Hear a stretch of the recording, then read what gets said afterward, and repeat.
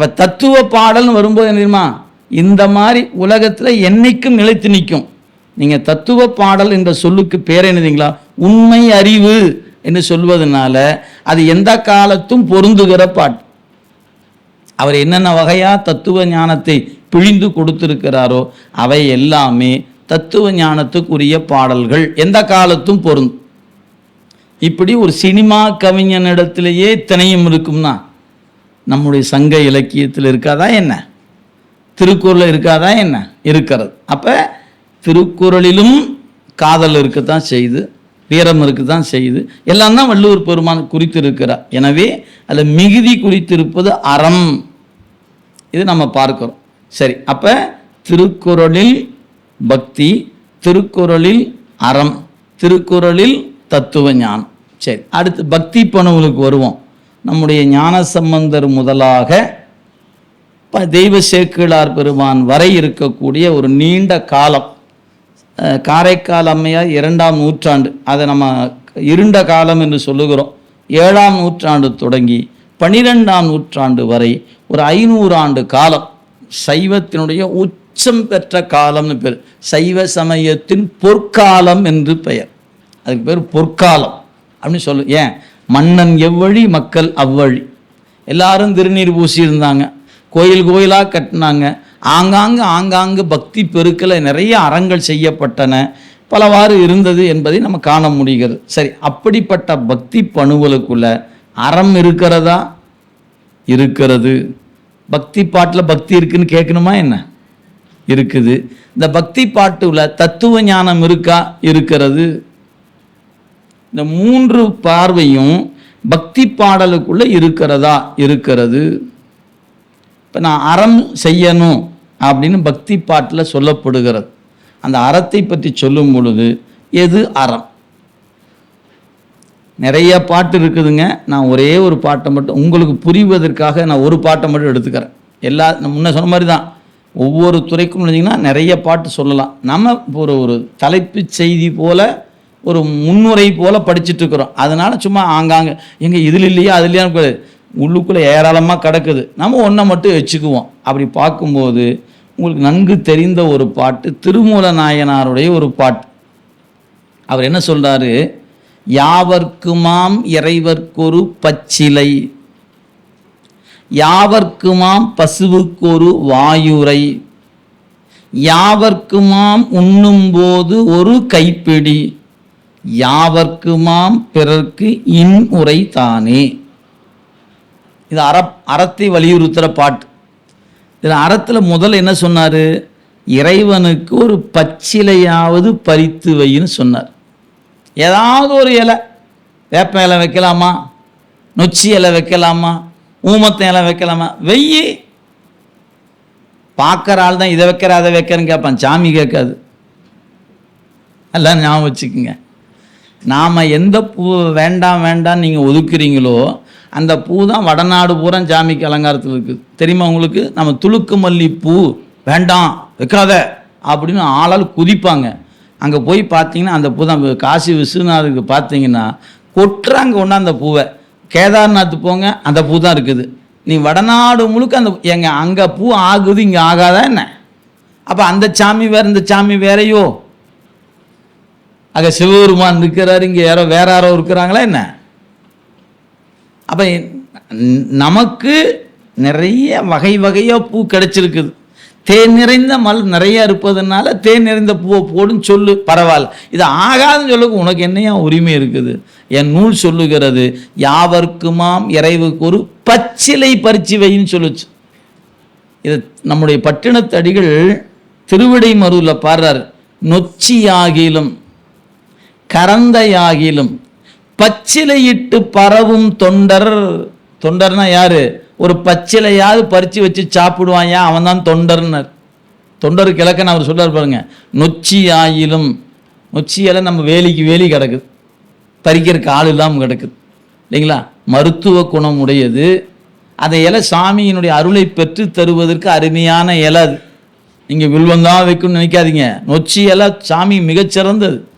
ஆனால் நொச்சி ஆகிலும் கரந்தை ஆகிலும் பச்சிலையிட்டு பரவும் தொண்டர் கரு இடை புகாமல் காத்தருள் புரியும் பரம. திருவிடை மருதூர் மும்மணி கோவை என்கிற நூல் சொல்லுது, எடுத்து பார்த்துக்கொள்ளுங்க, 11ஆம் திருமுறையில் இருக்கிறது. அப்போ ஒரு இலையை பறித்து வச்சா சாமி ஏற்றுக்குவாரியான்னார். அதனால திருமூலை சொன்னார், யாவர்க்குமாம் இறைவர்க்கு ஒரு கொத்துலாம் வைக்க சொல்லல, ஒரு பச்சிலை ஒன்றை எடுத்து வச்சிட்டீங்கன்னா அது அறம். ஏயா சாமிக்கு பூ வைப்பது எப்படிங்க அறமாகும்? அடுத்த கேள்வி, சாமிக்கு பூ வச்சா பக்தி தானே வரும், அது எப்படி அறமாயிற்று அப்படின்னு கேட்டால், இறைவன் அறத்தின் வடிவமாகவே இருப்பவன் என்பதை மறந்து விடாதீர்கள். அவனுடைய வடிவமே அறம்தான். இதை நீங்கள் புரிந்து கொள்ளணும்னா, அவனுடைய வாகனம் இருக்குது பார்த்தீங்களா, நந்தியின் ஒரு வாகனம், அந்த வாகனத்துக்கு என்ன பேர் தெரியுங்களா? அறவிடை என்று பெயர். அப்படின்னு அர்த்தம், தருமமே விடையாக அவனை தாங்கி நிற்குது. அப்போ அந்த விடைக்கு பேர் என்ன விடை? தரும விடை அல்லது அறவிடை என்று பெயர். ஏன் சாமி அறத்தை விடையாக கொண்டிருக்கிறான்? எங்கே அறம் செய்யப்படுகிறதோ அங்கே அந்த விடை அங்கே நோக்கி வரும். அறம் இல்லாத இடத்துக்கு அந்த விடை வராது. எனவே அறத்தின் வடிவமான இறைவன் அறமாகிய விடையின் மீது அமர்ந்து கொண்டு அறம் யார் செய்கிறாரோ அவரை தேடி வருவான். அப்போ நீங்கள் என்ன செய்யணும்? அறம் செய்ய விரும்பு. அப்போ நீங்கள் அறம் செய்யணுமா வேண்டாமா? செய்யணும். எது அறம்? ஈதல் அறம். எதை கொடுப்பது? இருப்பதை கொடு, அவ்வளோதான். உங்கள்கிட்ட சாப்பாடு இருந்தால் சாப்பாடை கொடு, பொருள் இருந்தால் பொருளாக கொடு, உதவி செய்ய முடிஞ்சால் உதவியாக செய்ய, இல்லைன்னா தொல்லை பண்ணாமல் இரு. ஒரு மகராசனை ஒருத்தன் பொட்டத்தை வாங்கி ஒருத்தன் சோறு கொடுக்குறான்னு வச்சுக்குங்களேன், நீங்கள் கண்ணில் பார்க்குறீங்க, அவனுக்கெல்லாம் போய் ஏன் கொடுக்குற? உன்னால் கொடுக்க முடியல, விட்டுடு. கொடுக்குறோம், நீ ஏன் தடுக்கிற? நீங்கள் தடுப்பது நீங்கள் நினச்சிட்டு இருக்கிறீங்க அது அறம் நினச்சிக்கிட்டு இல்லை. கொடுப்பது அறம்.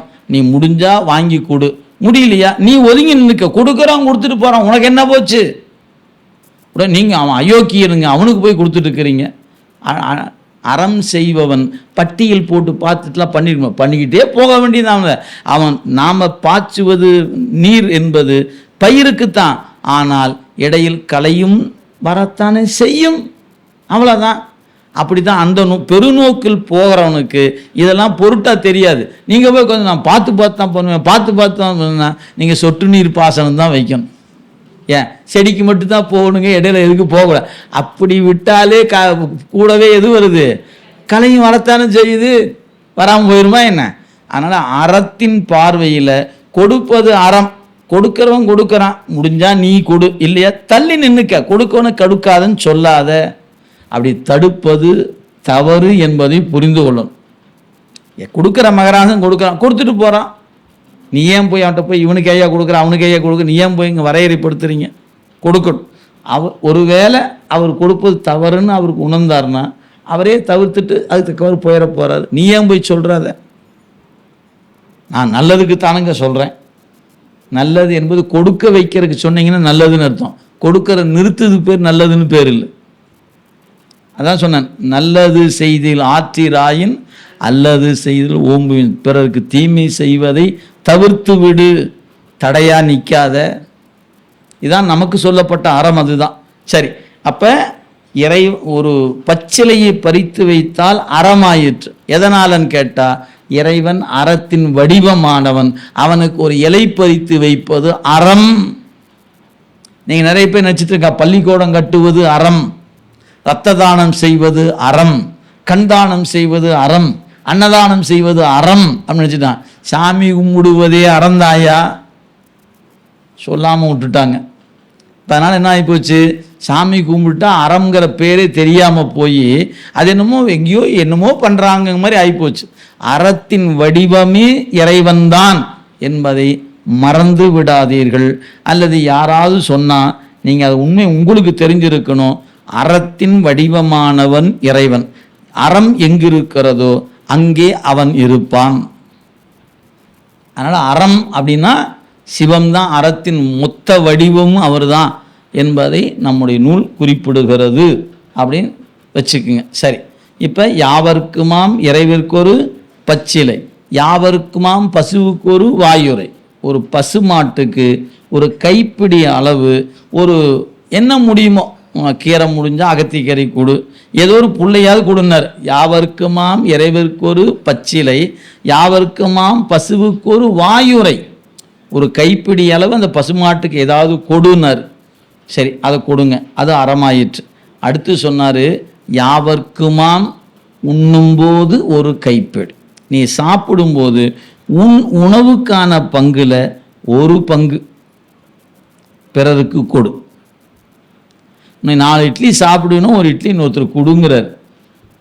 நான் 5 சாப்பிட்னா ஒன்றை கொடு, ஏதோ ஒன்று, நீ ஒரு கைப்பிடி அளவாவது பிறருக்கு கொடு.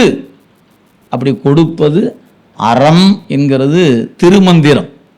நான் சொல்கிற பாட்டு திருமந்திரத்தில் இருக்கிறது.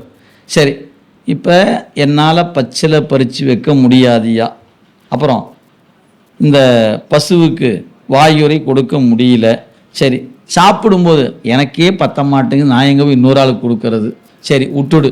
வேற ஒன்று, பேசும்போதாவது நல்லதை பேசு. இதில் என்னங்க கஷ்டம்? இதில் ஏதாவது கஷ்டம் இருக்குதா என்ன? பேசும்போது ஒரு நெஞ்சம் காயப்படாதவாறு பேசு. இதில் என்ன ஏதாவது கஷ்டமா என்ன? யாவர்க்குமாம் பிறர்க்கு இன்னுரை தானே. எப்பவுமே நல்லா நினைவு வைத்துக் கொள்ளுங்க, நாம் நல்லதையே நினைச்சிருப்போம், நல்லது தான் சொல்ல வருவோம். ஆனால் சொல்ல வரும்போது நாம் காட்டுகிற அந்த செயல்முறை இருக்கு பாருங்க, அது காயப்படுத்திடும். அதுக்கு என்ன சொல்லுது, ப்ரெசன்டேஷன்றாங்க பார்த்தீங்களா, அதில் ஃபெயில் ஆகிடும். நான் நல்லது நினச்சேன், நல்லது தான் சொன்னேன், ஆனால் சொன்ன முறையில் பிரச்சனை ஆகிப்போச்சு. ஏன் இப்படி சொல்லி இருக்கக்கூடாது என்று என்னைக்காவது என் அறிவுக்கு எட்டணும். பல பேர் நல்லதான் சொல்லுவாங்க, நல்லதைத்தான் இருக்கும், ஆனால் சொல்ல வந்த முறையில் தான் அவர்கள் மொத்தமும் ஃபெயிலாக போயிடும். ரொம்ப ரொம்ப கவனமாக இருக்கணுங்க. நீங்கள் ஒரு சொல்லாத வரைக்கும் தான் அந்த சொல்லுக்கு நீங்கள் எஜமானம். ஒரு சொல்ல சொல்லிட்டீங்க, அடிமையாயிட்டோம். எது அந்த சொல்லுக்கு நாம் அடிமையாயிட்டோம். எனவே சொல் ரொம்ப இன்றியமையாது. நீங்கள் 2 அடி அடிச்சிட்டிங்கன்னா அந்த வலி காணாமல் போயிடும். நாளைக்கு பார்க்கும்போது அந்த வலி தெரியாது. ஆனால் நீங்கள் ஒரு சொல்லிட்டீங்கன்னா இந்த உடம்புல உசுறு தங்கிற வரைக்கும் அந்த காயம் இருந்துக்கிட்டே இருக்கும். அதெல்லாம் திருவள்ளுவர் சொன்னார். என்ன சொன்னார்? தீயினால் சுட்ட புண் உள்ளாரும் ஆறாதே நாவினால் சுட்டவடு. மிகப்பெரிய பாதிப்பை ஏற்படுத்துவது நாக்கால் சொல்லப்படுகிற வாக்கினால் வருகிற காயம். ஆனால் நாம் சரளமாக பேசுவது அதுதான். ஓட்டு தாக்க ஆனது ஆயிட்டு போகுது, கவலைப்படாமல் பேசுகிறோம். அந்த உயிரை அது எவ்வளவு பாதிக்கிறதோ அந்த பாதிப்பினுடைய விளைவு வினையாக நம்மை நோக்கி திரும்பி வரும் என்பதை மறந்துடாதீங்க. அது இன்னைக்கே வரலாம், நாளைக்கு வரலாம், அடுத்த பிறவியில் வரலாம், எப்போவாது வரும். நீங்கள் எப்போ பிறரை துன்பப்படுத்துகிறீர்களோ அந்த துன்பம் உங்களை நிச்சயம் வந்து தாக்கும். நீங்கள் எப்போது பிறரை இன்பப்படுத்துகிறீர்களோ அந்த இன்பம் நிச்சயமாக உங்களை தேடி வரும். ஆனால் எப்போ வரும்னு மட்டும்தான் தெரியாது. ஏன்? அது நம்ம கையில் இல்லை, கணக்கில் பதிவு செய்யப்பட்டு விடும். இறைவன் பார்த்து ஊட்டலாம் என்று பெண்டிங்கில் வச்சுக்குவார். அவர் எப்போ கொடுத்தா வலிக்குமோ அப்போ கொடுப்பார். இப்போ நம்ம நிறைய பேருக்கு சும்மா ப்ராக்டிக்கலாக பாருங்கள், இன்றைய நாளில் நீங்கள் ரொம்ப நல்லவர்கள், யாருக்கும் தீங்கு நினச்சதில்லை, தீங்கு பண்ணினதில்லை, நான் உண்டு என் வேலை உண்டுன்னு இருக்கிறேன். ஆனால் எனக்கும் துயரம் இருக்குது. ஏங்க அந்த துயரம்? சிந்திச்சு பார்த்தீங்கன்னா, நான் நல்லது தாங்க நினச்சேன், நல்லது தானுங்க பண்ணியிருக்கிறேன், என் வாழ்நாள் இன்னைக்கு ஒருத்தருக்கு கூட நான் தீங்கு செஞ்சதும் இல்லை நினச்சதும் இல்லை என்று நினைக்கிற உங்களுக்கு ஒரு நீங்க முடியாத ஒரு பெருந்துன்பம் உங்களுக்கு வந்து நிற்கிது. எதனால் அப்படின்னு ஆராய்ச்சி பண்ணிங்கன்னா, யாரோ ஒரு உயிருக்கு, ஏதேனும் ஒரு உயிருக்கு கடந்த காலங்களில் நீங்கள் செய்த காயத்தின் வலி இன்னைக்கு உங்களுக்கு துன்பப்படுத்துது. இதை மறந்துடக்கூடாது. நீங்கள் ஒவ்வொரு விளைவும் எதிர்விளைவை தந்தே தீரும். அப்போ நம்ம என்ன பண்ணணும்? முடிஞ்சால் நல்லதை பேசணும், முடியலனா மௌனமாக இருந்துக்கிட்டால் ரொம்ப மிச்சம். ஆனால் மௌனமாக இருக்க முடியுமா என்ன? செத்தாலும் சாமையா, பேசிட்டு தான் சாவேன். நான் எப்படி மௌனமாக செத்து போகிறது? அது நமக்கு மண்டை வெடிச்சு போயிடுமையா, மண்டை வெடிச்சு போயிடுமில்ல. அப்போ நீங்கள் சிந்திச்சு பாருங்கள், நம்மளை போல் 4 வரியில் திருமூலர் அறம் சொல்லிட்டார். இதில் எது உங்களால் முடியும்னு சிந்தனை பண்ணுங்க. யாவருக்குமாம் இறைவருக்கு ஒரு பச்சிலை. அமெரிக்காவில் கொண்டு பச்சிலை பறித்து வைக்க முடியுமா? உள்ளே தள்ளிடுவான். தெரியுமா உங்களுக்கு? யாராவது அமெரிக்கா போயிருக்கீங்களா? போயிருந்தவங்களுக்கு கையெல்லாம் தூக்க வேண்டாம், மனசில் வச்சுக்கோங்க. அங்கே ரோட்லாம் நிறைய பூச்செடியெலாம் வச்சுருப்பான். அந்த செடியில் பூவை பறிச்சிங்கன்னா உங்கள் மேலே எஃப்ஐஆர் கூடில் வச்சுருவான். தெரியுமா உங்களுக்கு? யாராவது போயிருந்தீங்கன்னா உங்களுக்கு தெரியும். பையன்ட்டு பேரண்ட்டு, டே இத்தனை பூ இருக்குடா, நான் பறிச்சுட்டு வரேன்னா அவன் சொல்லுவான், பாட்டி கம்முன்னு நீ போய் பறிச்சுனா கொண்டு எஃப்ஐஆர் போட்டு உள்ளே வச்சுருவான். ஏன்? அங்கே கேமரா வச்சுருப்பான். அங்கே பூவை பறிச்சிங்கன்னா அது சட்டப்படி குற்றம். தேசிய நெடுஞ்சாலை இருக்குது, பூ இருக்குது, போய் பறிங்க. எங்கேயாவது சட்டம் மேலே எஃப்ஐஆர் போடுவான்னு பார்க்கலாம். ஏன்? பறித்து வச்சுட்டு போகிறான் போயா. ஏன்? அது புண்ணிய பூமியா? பூவை பறித்து வச்சுட்டு போன்னு விட்டுட்டானே. இதை விட என்ன வேணும் உங்களுக்கு? இங்கே எஃப்ஐஆரே கிடையாது. சிவபெருமான் நோட்டில் வேணா எழுதுவார், நமக்கு பூ போட்டான் இவன், அந்த எஃப்ஐஆர் வேணா உண்டு. இப்போ எந்த எஃப்ஐஆர் இல்லை, குற்றங்கிற ஃபைலே நமக்கு கிடையாதுங்க. இதுதான் அமெரிக்காவுக்கும் இந்தியாவுக்கு வேறுபாடு. புரியுதா உங்களுக்கு? எத்தனை பூவை பறித்து நான் ஜாமிக்கு போட்டாலும் கேள்வியே இல்லை. அங்கே ஒரு பூவை பறிச்சுன்னா எஃப்ஐஆர் போட்டு உள்ள தள்ளிடுவான். சிங்கப்பூர்லேயும் அப்படித்தானுங்க. சிங்கப்பூரில் நீங்கள் போய் பூசை போண்டி தண்ணி ஊற்ற போனீங்கன்னா ஃபைல் நம்ம மேலே பக்கத்து வீட்டுக்காரன் கேஸை போட்டோன்னா உள்ளே போய் வச்சுருவான். நாளைக்கு பூசை பண்ணக்கூடாது. நீங்கள் தெரியுமா உங்களுக்கு? மணி அடிக்கிறதுக்கு கொஞ்சம் சத்தமாக அடிச்சிட்டிங்க, அவன் டிஸ்டர்ப்னு சொல்லிட்டான்னா அடுத்த நாள் மணி அடிக்கக்கூடாது. நீங்கள் ஏன்? பூசை மணி அடிக்காமல் பாட்டை தான் பாடிக்கணும். பூசை முடிச்சுட்டு அபிஷேக திரவிய தீர்த்தத்தை கொண்டு போய் நான் பூச்செடியில் விடுறேன்னு போனீங்கன்னு வச்சுக்கினேன். அங்கேருந்து எவன் ஒருத்தன் பார்க்குறான், வேண்டா தண்ணி ஊற்றுறான் செடிக்கு. உடனே அவன் ஃபோன் பண்ணி சொல்லிடுவான். உடனே வீட்டுக்கு ஆள் வந்துடும், நோட்டீஸ் வந்துடும். நீ என்னமோ தண்ணி ஊற்றினியாமல் என்னென்னு. ஏன்? அதனால் கொசு வந்து விட்டது, கொசு வந்ததுனால உனக்கு ஃபைன். நான் தமாசு பண்ணீங்க. நடைமுறையில் உண்மையில் இன்னைக்கு சட்டத்தில் இருப்பதை நான் சொல்லிட்டு இருக்கிறேன். நமக்கு அப்படியா என்ன? குடங்குடமாக ஊற்று, எத்தனை பூ போடு, கூடையாக பூவை போடு, குடங்குடமாக தண்ணி ஊற்று, நீ ஆடி பாடி கொண்டாடிட்டே கடை, கேள்வியே இல்லையே. இப்போ நாம் எவ்வளோ சுதந்திரமாக இருக்குன்னு தெரியுமா உங்களுக்கு? அவங்க நினச்சிட்டு நாங்கள் தான் சுதந்திரமாக இருக்கிறோன்னு. ஐயா, நாங்கள் தான் ஐயா சுதந்திரமாக இருக்கிறோம். எவ்வளோ பெரிய வாய்ப்பு இறைவன் நமக்கு கொடுத்துருக்கிறான்னு நீங்கள் இந்த ஒரு நோக்கில்னு பார்த்தீங்கன்னா மட்டும்தான் உங்களுக்கு புரியும். நம்மகிட்ட அரசியல் சூழல் காரணமாக வேறு சிக்கல்கள் நமக்கு இருக்குதுங்க. அது நாமளாக அமைத்து கொண்ட சிக்கல்கள். அது நம்ம அதுக்குள்ளே போக முடியாது. அதனால் நம்ம தெரிந்து கொள்ள வேண்டும், இறைவனை வழிபாடு செய்வதில் நமக்கு இருக்கிற சுதந்திரம் இருக்குது பாருங்கள், உலக நாட்டிலேயே வேற எங்கேயும் இல்லை. அப்படி ஒரு சுதந்திரம். சத்தமாக பாடலாம், ஆடலாம், பாடலாம், குதிக்கலாம், மேலே வாசிக்கலாம், கைலாய வாத்தியம் வாசிக்கலாம், எல்லாம் வாசிக்கலாம். அங்கே கோயிலில் வாசிச்சாவே சண்டைக்கு வந்துடுவான். தெரியுமா உங்களுக்கு? இவங்க எப்போ பார்த்தாலும் சத்தம் போட்டுருக்குறாங்கம்மா பக்கத்து வீட்டுக்காரன். கோயிலை ஒட்டி வீடு கட்டியிருப்பான். இங்கே வாசிக்கிற வாத்தியம் அவன் டிஸ்டர்ப்னு சொன்னால் வாதிக்க, நீங்கள் வாசித்த அடக்கி வாசிக்கணும், இல்லை வாசிக்காமல் இருக்கும். இத்தனை சட்ட சிக்கல்கள் வெளிநாட்டில் இருக்கிறது. நினச்சி பாருங்கள். அப்போ நம்ம எவ்வளவு கொடுத்து வைத்திருக்கிறோன்னு பார்த்துக்கணும். எனவே யாவர்க்குமாம் இறைவருக்கு ஒரு பச்சிலை, யாவர்க்குமாம் உண்ணும்போது ஒரு கைப்பிடி, யாவர்க்குமாம் பசுவுக்கு ஒரு வாயுரை. சாமிக்கு வைக்கிறியா வெய்யி, பசுவு கொடுக்குறியா கொடு, அப்புறம் நீ சாப்பிடும்போது பிறருக்கு கொடு, அல்லது நல்ல வார்த்தைகளை பேசு. இது பக்தி நூல் சொல்லிய அறம். அப்போ பக்தியில் அறம் இருக்கா இல்லையா? இருக்கிறது.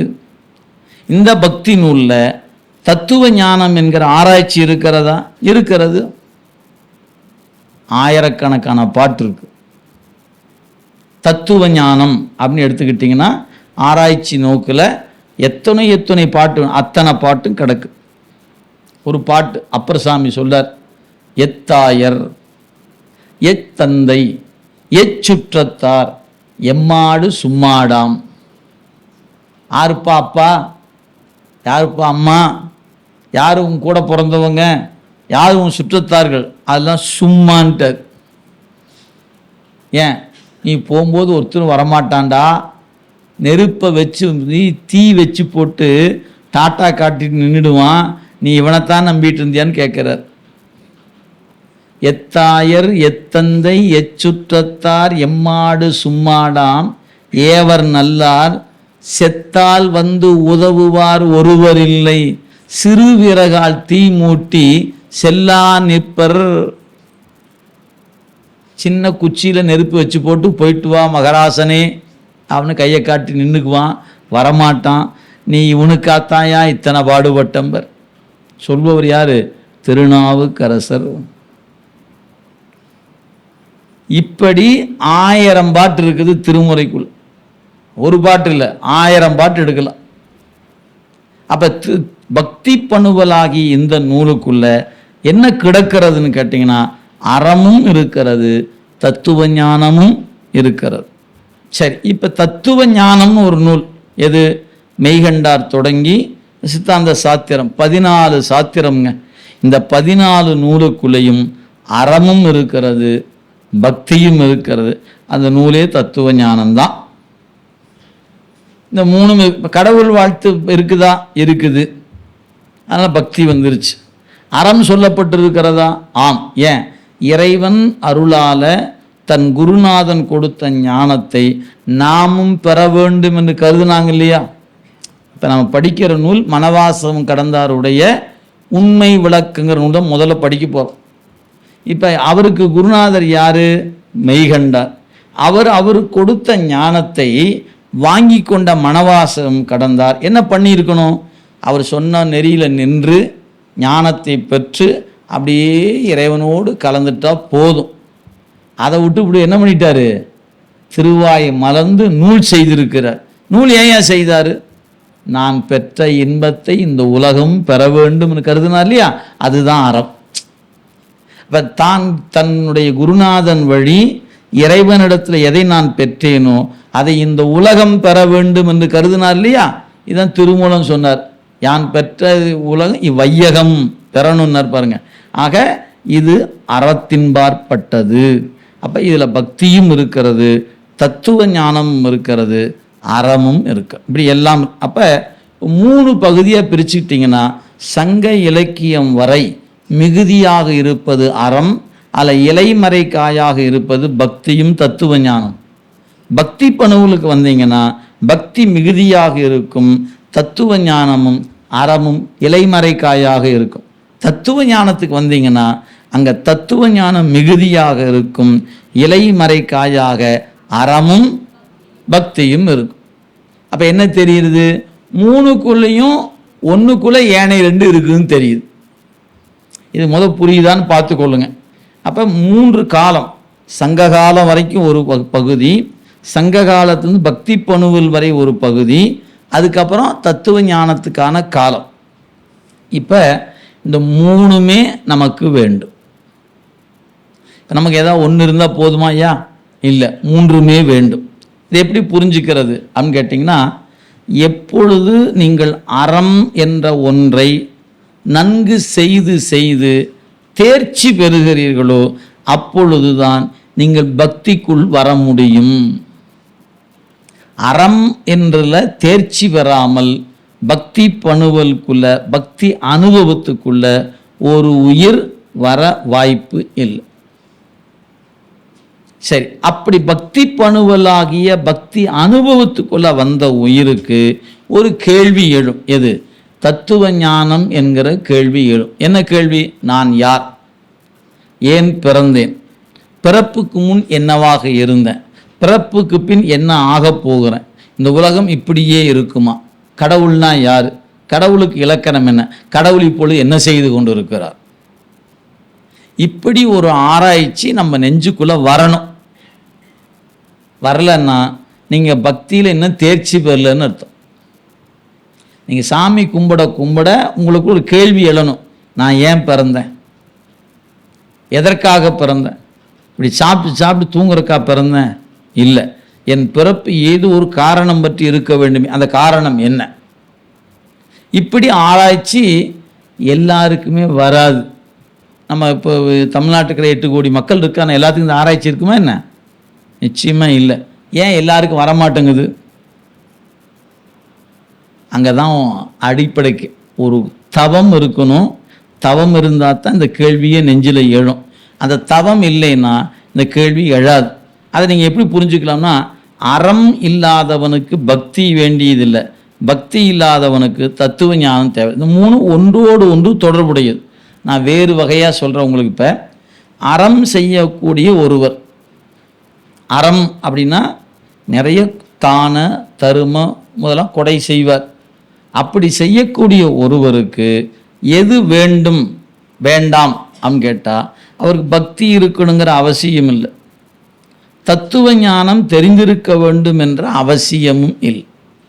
அவருக்கு எது தெரிஞ்சால் போதும்னா, கொடுக்கக்கூடிய அறிவு இருக்குது போதும், அதுவே. ஏன் அறம் செய்தால் போதும். அறம் செய்பவர் பக்தியில் இருக்கணுங்கிற அவசியம் இல்லை, அறம் செய்பவர் தத்துவ ஞானத்தை அறிந்திருக்க வேண்டும் என்ற அவசியம் இல்லை. ஏன்? அது முதல் படிநிலை. அவர் இருக்கிற இடம் எங்கே இருக்கிறாரு? முதல் படிநிலை இருக்கு. அது மட்டுமே இருந்தால் போதும். இன்னைக்கு உலகத்தில் நிறைய பேர் இருக்கிறாங்க. ஒரு நிறுவனம், நல்ல மிகப்பெரிய நிறுவனமாக வளர்ந்த அந்த நிறுவனம், அந்த நிறுவனத்தை இயக்கியவர்கள் அவருடைய மனைவியார் ஒரு கோயிலுக்கு செல்லும்போது விபத்தில் இறந்து போனாங்க. அதோட பக்தி மூடி வச்சிட்டார். இந்த சாமி என்ன பண்ணுச்சு? காப்பாற்றலை. சாமியை கும்பிட மாட்டான்ட்டார். இப்போ என்ன பண்ணிட்டார்? முழுக்க முழுக்க சமூக இயக்கத்தின்பால் ஈர்க்கப்பட்டு வேறு வேறு கொடை பண்ணுறார். சாமின்னா 10 பைசா செலவு பண்ண மாட்டார். அவருக்கு பின் இப்போ அந்த தொடர்ச்சி அப்படியே போயிட்டுருக்குது. ஆனால் அவர் இருந்த வரைக்கும் தொடக்கத்தில் நிறைய கோயில்களுக்கெல்லாம் செய்தார் என்பது வரலாறு. இப்போ என்ன தெரியுதுன்னு பாருங்கள். அறம் என்ற ஒன்றை செய்து கொண்டு இருந்தவர் வளர்ந்து வந்து தான் பக்திக்கு வந்தார். பக்தி வந்தவருக்கு தத்துவ ஞானம் என்றால் என்னன்னு தெரியாமல் போனதுனால இப்போ பக்தியை கைவிட்டுட்டார். இந்த தத்துவ ஞானம், இப்போ நாம் படிக்கிற இந்த தத்துவ ஞானத்தினுடைய அடிப்படை அவருடைய அறிவுக்கு எட்டி இருந்தால் தன் மனைவி இறந்த பிறகு பக்தியை கைவிட்டு இருக்க மாட்டார், இன்னும் சேர்த்து பிடிச்சிருப்பார் சாமி. ஏன்? என் சாமி, இந்த சாமி என் மனைவியை காப்பாற்றலைன்னாரு. ஆனால் சாமிக்கு அதுதான் வேலையா என்ன? அப்போ காப்பாற்ற மாட்டாரா என்ன? செத்து போகக்கூடிய காலம் இருக்கும்போது நீ சாமி கும்பிட்டாலும் செத்துத்தான் போகணும், சாமி கும்பிடலாம் செத்துத்தான் போகணும். சாமி கும்பிடுதுன்னா செத்து போகாமல் போயிடலாமா என்ன? அப்படி இருந்துச்சுன்னா எல்லாரும் சாமி கும்பிட்டு பல செத்து போகாமல் இருந்துருவான்ல. அப்போ உங்கள் அறிவுக்கு என்ன எட்டணும்? கடவுளை கும்பிட்டாலும் கும்பிடலாம் செத்து போகணுமையா, மறந்துடாத. அப்போ இந்த அறிவு உங்களுக்கு எப்போ வரணும்?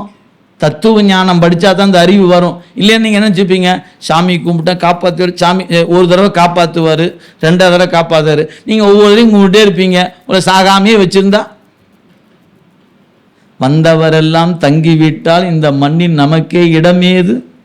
வாழ்க்கை என்பது வியாபாரம், ஜனனம் என்பது வரவாகும், மரணம் என்பது செலவாகும். வரவு செலவு கணக்கு போகிறவனுக்கு தெரிய வேண்டாமா? அவனுக்கு தெரியலையே.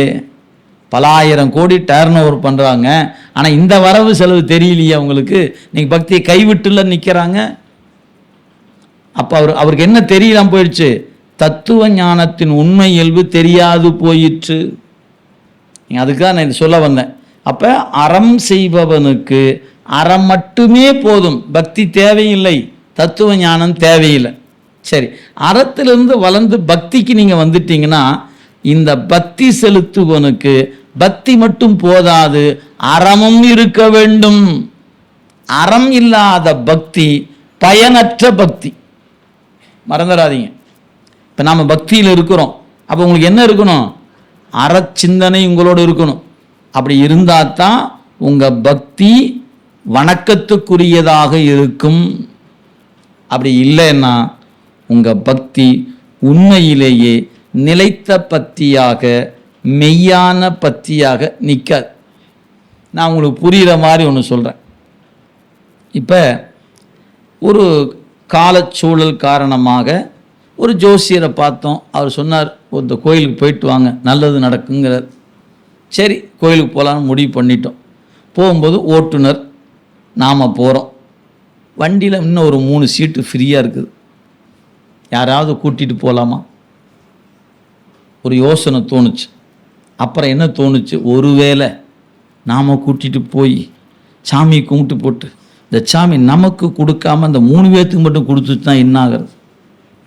வம்பா போயிருமில்ல. ஒருத்தர் வேண்டாம், நாம் மட்டுமே ரகசியமாக போய் சாமி கும்பிட்டு வந்துடலாம். இப்படி நீங்கள் நினச்சிங்கன்னா குப்பையிலும் குப்பது. அந்த சாமி வரம் கொடுக்கும் உங்களுக்கு?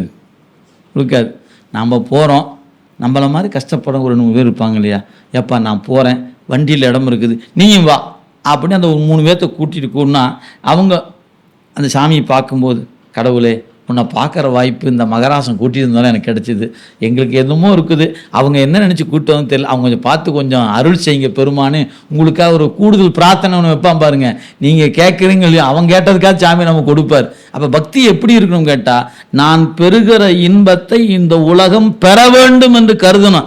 அப்படி அறம் சார்ந்த பக்தி தான் பக்தியாக மெச்சப்படுமே அன்றி அதை விட்டு போட்டு இந்த சாமி எனக்கு தான் கொடுக்கணும், அவனுக்கு கொடுக்கக்கூடாது, இவனுக்கு கொடுக்கக்கூடாது, அவனுக்கு கொடு, இப்படி நினைப்பதற்கான உரிமை நமக்கு இல்லை. பக்தியில் இருப்பவனுக்கு அப்படி ஒரு மூடத்தனமான எண்ணம் இருக்கக்கூடாது. நல்லா நினைவு வைத்துக் கொள்ளுங்க. நான் அன்பு செலுத்தினா கடவுள் எனக்கு அருள் செய்வார், எனக்கு அருள் செய்கிற பூர்வம் உனக்கும் செய்வார், வா போலாம்.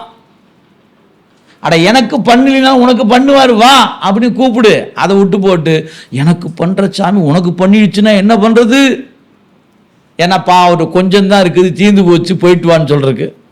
அருள் மலை என்பது கான் ஆய்ந்து. அவன் தடுக்கிற அருள் எப்படிப்படுது, மலை போல இருக்குதுங்க. அல்ல குறையாம கொடுத்துக்கிட்டே இருக்கிற கடவுள் அவன். உங்களுக்கு கொடுத்தா தீந்து போயிடுச்சுன்னு சொல்ல போறானா பின்னாடி இருக்கிற ஆளுக்கு? இல்லை பின்னாடி கொடுக்க உங்களுக்கு தீந்து போயிடுச்சுன்னு சொல்றானா? இல்லவே இல்லை. அது வளருகின்ற அருள். கொடுக்க கொடுக்க கொடுக்க கொடுக்க தீராத அருள் அல்லவா, குன்றாத அருள் அல்லவா. எனவே உங்களால் 4 பேர் பயன்பெறுவார்கள் என்று சொன்னார், அந்த 4 பேர் பயன்பெற்றதனுடைய லாபம் உங்களுக்கு கிடைக்கும். மறந்துடாதீங்க. சும்மா உங்களுக்கு இதை புரிவதற்கு இன்னொரு எடுத்துக்காட்டு வச்சுக்குவோம். இந்த இன்சூரன்ஸ் கம்பெனின்னு ஒன்று இருக்குது இல்லைங்களா, அதுலாம் ஒரு பாலிசின்னு ஒன்று போடுவோம். இப்போ நான் ஒரு 1 லட்ச ரூபா பாலிசி போடுறேன்.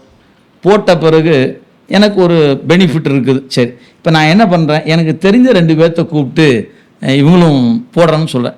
இப்படி ஒரு 2 பேர் 4 ஆச்சு, 4 5 ஆச்சு அப்படின்னா உடனே ஒரு கட்டத்தில் என்னாச்சு, எனக்கு கூட்டிகிட்டு போய் சேர்த்துனா இருப்பார். அந்த ஆள் சொல்லுவார், நீங்கள் நல்லா கேன்வாஸ் பண்ணுறீங்க, பேசாமல் நீங்களே முகவர் ஆகிடுங்கம்பார். சரி, ஆனது ஆகிப்போது. ஏன் 1 லட்சம் போட்டோம். அவர் சொன்னார், நீங்கள் ஒரு இதே மாதிரி இந்த வருஷம் பூரா பண்ணிங்கன்னா போட்ட 1 லட்சம் உங்களுக்கே வந்துடும். ஏன் அப்போ எங்கிட்ட நீங்கள் போட்டது லாபமாக உங்களுக்கு நின்றுக்குன்னார். நான் என்ன பண்ணேன், மாதம் ஆளால் பிடிச்சி போகிறேன். இப்போ என்ன ஆகுதுன்னு கேட்டால், நான் யாரையெல்லாம் சேர்த்தி விடுகிறேனோ அவங்களுக்கு அவங்க என்ன இன்சூரன்ஸ் 1 லட்ச ரூபா போடுறாங்கன்னா அதே தொகை அவங்களுக்கு திரும்ப வந்துடும். ஆனால் அதே சமயத்தில் அவங்களை இணைத்து விட்டதுக்காக எனக்கு ஒரு கூடுதல் தொகையை நிறுவனம் கொடுக்குதா? சார், லைஃப் இன்சூரன்ஸ் கார்பரேஷன் வச்சிருக்கிற ஒரு நிறுவனம் நான் ஒரு ஆளை சேர்த்து விட்டேன்னா எனக்கு ஒரு பெனிஃபிட் கொடுக்குது இல்லைங்களா? நான் 10 பேர்த்த சேர்த்து விட்டா 10 பேருக்கான பெனிஃபிட் எனக்கு சேருதில்லை என் கணக்கில். அந்த மாதிரி நான் கோயிலுக்கு போனேன், நான் இன்னொரு ஆளை சேர்த்து விட்டேன், சாமி எனக்கு கணக்கில் அக்கௌண்ட்டில் போடுவாரா போட மாட்டாரா? போடுவார் சார். ஏன், இது பேருக்கு லைஃப் இன்சூரன்ஸ் கார்பரேஷன், சிவபெருமான் உண்மையிலே லைஃப் இன்சூரன்ஸ் கார்பரேஷன் அவர் தான்.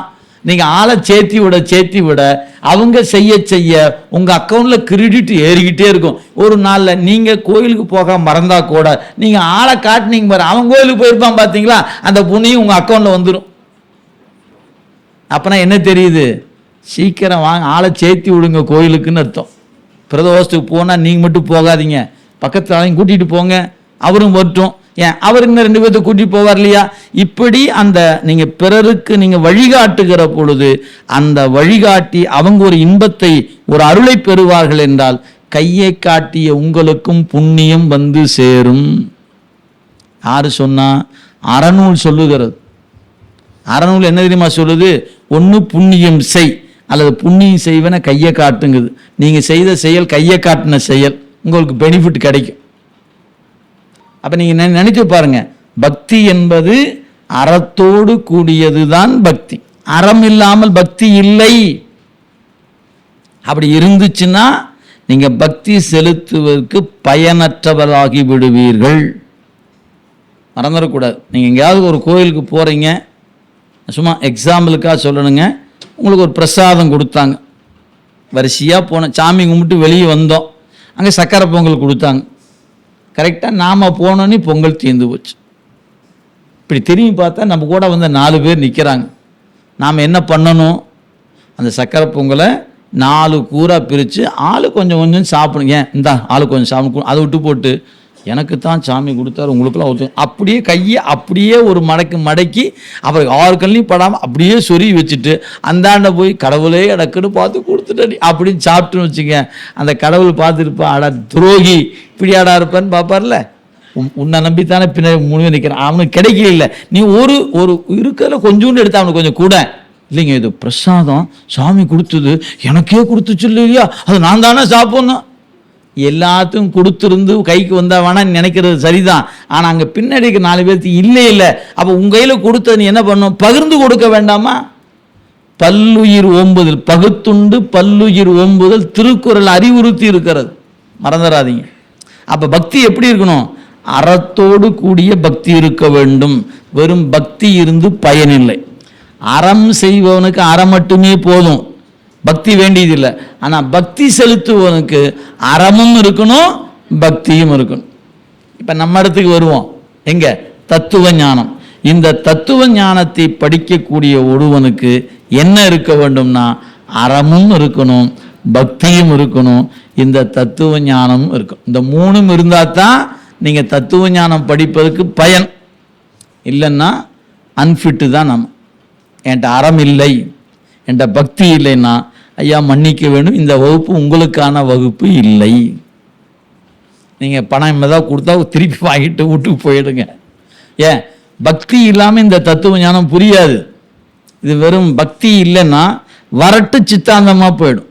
இது வரட்டு சித்தாந்தம் இல்லைங்க, உயிர்ப்புடைய சித்தாந்தம். எனவே இறைவன், உயிர், பாசம் இவற்றை பற்றி ஒவ்வொன்றையும் ஆய்ந்து திருவருள் கருணை கூட்டுவிக்க நம்முடைய அருளாளர் கொடுத்த மிகப்பெரிய கொடை இந்த சைவ சித்தாந்தம் என்கிற கொடை. இப்போ நம்ம இதுகாரம் சிந்தித்த வகையில் அறம் சார்ந்த நீதி நூல்களும், அதுக்கடுத்து பக்தி பணுவல்களும், அதுக்கு அடுத்தது தத்துவ ஞானமும் இந்த மண்ணில் பெருமான் கொடுத்த பெரிய கொடை. முதல் சங்கப்புலவர் மூலமாக அறத்தை கொடுத்தான், திருஞான சம்பந்தர் முதலானவர் வழியாக பக்தியை கொடுத்தான், மெய்கண்டார் முதலாக தத்துவ ஞானத்தை கொடுத்துருக்கிறான். இப்படி படிப்படியாக கொடுத்த கொடை உலகத்தில் எந்த நாட்டு மக்களுக்கும் கொடுக்கவில்லை, எந்த மொழிக்கும் கொடுக்கவில்லை. தமிழாகிய சைவமாகிய நமக்கே இந்த கொடை கொடுக்கப்பட்டிருக்கிறது என்பதை வரலாற்றை ஆய்ந்து பார்த்து உணர்ந்து கொள்ளுங்கள். அப்படி தெரிஞ்சதுன்னா அப்பதான் தெரியும், என்ன புண்ணியம் செய்தனை நெஞ்சமே, என்ன புண்ணியம் செய்தனை கடவுளே. ஏன் இது நாள் வரைக்கும் ஏண்டா பிறந்தோம், என்னமோ பிறந்துட்டு அப்படின்னு நினச்சிட்டு ஏதாவது இருந்தீங்கன்னா தூக்கி குப்பையில் போட்டு என்ன எப்படி ஆனந்தமையா மகிழ்ச்சியா பெருமானே அப்படின்னு ஒரு ஆனந்த எல்லைக்கு நீங்கள் நகர்ந்து வந்துடணும். அப்படி ஒரு இன்பத்தை இந்த நூல் உங்களுக்கு கொடுக்கும். ஏன்? நாம் இருக்கின்ற இடம் சிவம் விளங்கி தோன்றுகிற மண்ணில் இருக்கிறோம். நீங்கள் வேணா உலகம் பூரா தேடி பாருங்க, நம் தமிழகத்தில் சிவலிங்க திருமேனிகள் வெளிப்பட்டிருப்பது போல உலக நாட்டில் எங்குமே இல்லை. எங்காவது இருக்குதா என்ன? வடநாட்டில் விரல் விட்டு தான் என்ன, உத்தரப்பிரதேசம் அப்படின்னா காசி இல்லைங்களா? அப்படியே இந்த பக்கம் போனால் கேதார்நாத், அந்த பக்கம் போனீங்கன்னா வேறொரு தலம் கைலாயம். இப்படி விரல் விட்டு என்ற இடத்துல தான் கோயில் இருக்குது. நமக்கு அப்படி ஊருக்கு ஊரு கோயில், தடிக்கு விழுந்த 1000 வருஷ கோயில். நம்ம ஊரில் மட்டும்தான் அத்தனை கோயில் இருக்குது. நீங்கள் அவினாசி நம்ம திருப்பூர் மாவட்டம் எடுத்துக்கொள்ளுங்களேன், இந்த பக்கம் போனீங்கன்னா நல்லூரில் ஒரு சிவாலயம் இருக்குது, 1000 ஆண்டு பழமையானது. முருகன் பூண்டி 1000 ஆண்டு பழமையானது. அந்த பக்கம் அவினாசியப்பர் 1000 ஆண்டு பழமையானது. சேவூரில் இருக்கிற வாலீஸ்வரர் 1000 ஆண்டு பழமையானவர். அது பக்கத்தில் எத்தனை கோயில் நிற்கிறீங்க. நம்ம பகுதிக்குள்ளேயே 1000 ஆண்டு வரலாற்றை கொண்டிருக்கின்ற ஒரு மிகப்பெரிய தொன்மை நமக்கு கிடைத்திருக்குதுங்க. ஆனால் நமக்கு இங்கே சிவம் வெளிப்பட்டு தோன்றியது போல உலகத்தில் எங்கும் தோன்றவில்லை. அதை நீங்கள் நினைவில் வைத்து கொள்ளுங்க. அடுத்து நம்முடைய பெருமான் நமக்கு கொடுத்திருக்கிற கொடை துணை பெரிய அருளாளர்கள், ஞான பரம்பரை. இந்த பரம்பரை நாயன்மார்கள்னு சொல்கிறோம் இல்லைங்களா, 63 சொல்கிறோம். உலகத்தில் எங்காவது இப்படி வரலாறு உண்டா என்ன? எந்த மொழியிலாவது இறைவன் இப்படி செய்திருக்கிறான் என்று வரலாற்றை காட்ட முடியுமான்னு கேட்டால் இல்லை. ஆனால் நம்ம காட்ட முடியும். நாயன்மாருடைய பேரை காட்டலாம், அவங்க பிறந்து அவதாரம் செய்த தலம் இன்னைக்கு சொல்லலாம், கையை கொண்டு காட்டலாம், கூட்டிகிட்டு போய் நிறுத்தலாம். வாங்க, திருநீலகண்டர் பிறந்த ஊர் தில்லை, இவர் பிறந்தது பூம்புகார், இவர் பிறந்தது இந்த ஊர் அப்படின்னு ஊரை கொண்டு இன்னைக்கு அந்த பேர் இருக்கிறது, அந்த ஊர் இருக்கிறது, சில நாயன்மாருடைய இருப்பிடம் இருக்கிறது. எவ்வளோ பெரிய பொக்கிஷம்ங்க! கண்ணுக்கு முன் நம் கையில் கொடுக்கப்பட்டிருக்கின்ற மிகப்பெரிய கொடை இந்த மண்ணில் இருக்கக்கூடிய 1000 ஆண்டு கால விடயங்கள். இதெல்லாம் நீங்கள் ஒரு கணம் சிந்தித்து பார்த்தீங்கன்னா, யாராவது உங்களை கூப்பிட்டு நான் 1000 கோடி தரேன் எங்கள் நாட்டுக்கு வரையான்னு கேட்டால், உங்கள் ஆசை நீயே வச்சுக்கப்பா, நான் இங்கேயே இருந்துக்கிறேன்ப்பான்னு உட்காந்துரும். எனக்கு இந்த மண் போதுமையா? இப்படி நினைக்கக்கூடிய நினைப்பு வெறும் உபச்சாரம் அல்லங்க, அது உங்கள் நெஞ்சுக்குள்ளே, உங்கள் நெஞ்சு உங்கள்கிட்ட சொல்லணும். சும்மா வெளிப்படையாக வாய் வார்த்தையில் மட்டும் ஆமாங்க நாம் ரொம்ப நல்லா இருக்கிறோங்க, இதே போதுங்க, உள்ளுக்குள்ளே எங்கேயோ ஒரு ஓரத்தில் என்னையா பண்ணுறது வாழ்க்கை அப்படி நினைக்கிறதில்ல. இன்றைக்கி நான் இதெல்லாம் ரொம்ப காலமாக சொல்லிகிட்டு இருப்பேனுங்க. இன்றைக்கி நீங்கள் நினைத்து பாருங்கள், உலகம் எங்கும் போர்ச்சூழல் குண்டு போட்டுக்கிட்டே இருக்கிறான், நடந்துக்கிட்டே இருக்குது. எங்கெங்கெல்லாம் பிரச்சனை, எங்கெங்கெல்லாம் நடக்குது, நம்ம அனுதினமும் செய்தியை பார்க்குறோம். நாம் சித்தாந்தத்தை படிச்சுட்டு உட்காந்துட்டுருக்கோம். காலையில் நல்ல டிஃபனை சாட் போட்டு, டீயை சாட் போட்டு, பிஸ்கட்டோட டீயை சாட் போட்டு, இப்போ மத்தியானம் சாப்பாடு தயாராக இருக்குது, சாட் போட்டு, இன்னும் 1 மணி நேரம் பாடம் கேட்டு போட்டு, அப்புறம் வீட்டுக்கு போய் ஆனந்தமாக இருக்குது. இந்த வாழ்க்கையை இந்த உலகத்தில் இந்தியாவில் இன்னைக்கு இருக்கிற அமைதி போல வேற நாடு பெற்று இருக்கிறது இல்லையே. இது ஒன்று போதாதான் உங்கள் கண்ணுக்கு முன்னாடி நிதர்சனமான உண்மை. அப்போ நாம் எவ்வளோ கொடுத்து வைத்திருப்பவர்கள் அப்படிங்கிறத கொஞ்சம் சிந்தித்து பாருங்கள். எனவே இந்த வாழ்க்கை, இந்த சூழல் இறைவன் நமக்கு கொடுத்த பெரும் கொடையது. அதை நீங்கள் நினைத்து பார்த்தீங்கன்னா, வாய்த்தது நந்தமக்கு ஈது ஓர் பிறவி. இந்த தேவார வரி அப்போ தான் உங்களுக்கு புரியும். இது நம்முடைய தாயுமான சாமிகள் சொன்ன வரிகள். அப்போ தான் உங்கள் அறிவு கேட்டோம். ஆம், இந்த பிறவி வாய்த்தது நந்தமக்கு ஈது ஓர் பிறவி. இது அப்பர் சாமி வாக்கு. இப்பிறவி தப்பினால் எப்பிறவி வாய்க்கும், தாயுமான சாமி வாக்கு. அப்படி நம் பெருமக்கள் கொடுத்திருக்கிறது அந்த கொடையும் இந்த சிவமும் நமக்கு கிடைத்திருக்கிறது. திருமுறை இருக்கிறது, சித்தாந்தம் இருக்கிறது, அறம் இருக்கிறது, பக்தி இருக்கிறது, தத்துவ ஞானம் இருக்கு. இப்படி எல்லாம் கொட்டி கிடக்கக்கூடிய சைவ நெறியில் நாம் இருக்கிற வாய்ப்பை சிவம் நமக்கு தந்தது மிகப்பெரிய கொடை என்பதை இந்த நூல்களை தொடர்ந்து படிக்க படிக்க நாம் உணர்கிற வாய்ப்பு அமையும் என்பதை சொல்லி, ஐயா உணவு வந்துருச்சா? வந்துருச்சு. காலை அமர்வை இறைவனுடைய திருவுருளால் இந்த அளவில் நிறைவு செய்வோம். 2:30 மணிக்கு மீண்டும் வகுப்பு தொடங்கப்பெறும். சிவாய நம. திருச்சிற்றம்பலம்.